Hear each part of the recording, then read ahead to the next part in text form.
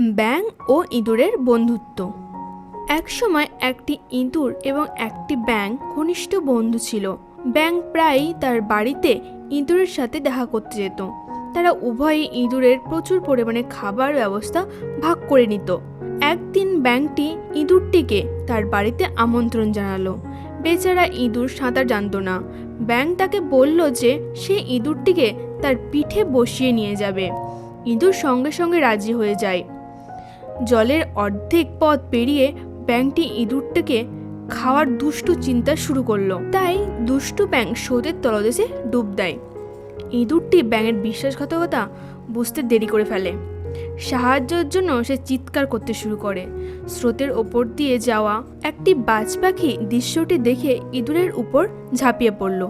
বাজ পাখিটি তার ঠোঁট দিয়ে তাকে তুলে নিয়ে আকাশে উড়তে শুরু করলো। ইঁদুরের সঙ্গে সঙ্গে বাঁধা ব্যাঙটিও সে নিয়ে চলে যায়। ব্যাঙ তার ভুল বুঝতে পারল।